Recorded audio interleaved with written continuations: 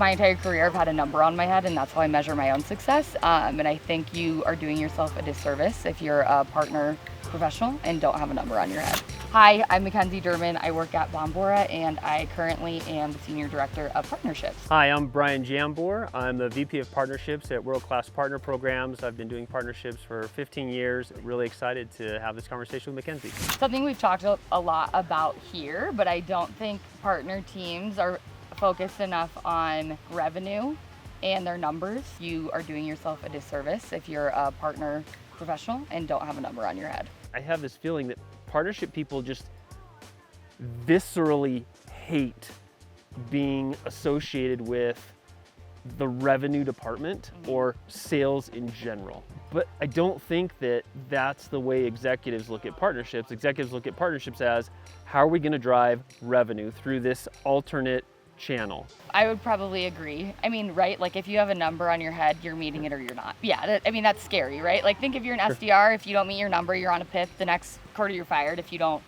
improve. I don't think we need to be that cutthroat, but in a way, how do you know if you're being successful if you don't have a number on your head? If you're doing technology partnerships or integrations, how do you quantify those efforts into a number that is measurable and impactful to the business? And I feel like maybe not so much on the, I'll call it like revenue associated partnerships where you're doing like agencies or channel or GSIs or regional, systems integrators, whatever the case may be. I feel like those types of partnerships, usually there's some sort of quota. I certainly have had a quota my entire career, but the integration partnerships, like that feels like it's a little bit fuzzy for people to clearly articulate.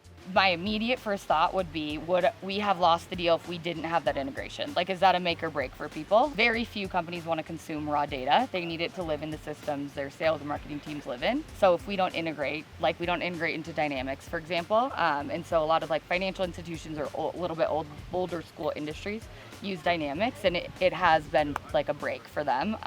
They're not willing to build out their own API and put it into Dynamics, and so you lose that deal. And so I think from that perspective, you can quantify it, and then also if you pay your integration partners anything, like we pay Salesforce per seat, right? So are we generating enough revenue from our deals that have Salesforce for us to, obviously be over what we have to pay them at the end of the month? There's a lot of different ways you can spin it, but I would probably say from like a deal cycle perspective, would the deal have been lost had we not had them as an integration partner? I agree with that. I think that integration, partnership teams that are focused on integrations need to start expanding past product feature benefit that is great for customer and or my metric is NRR and I grew the existing customer accounts XYZ. I think those teams need to figure out how to also get to top line revenue. And I think that's where they struggle, is how do you get an integration partner to start contributing to top line revenue in a meaningful way? I think when you reframe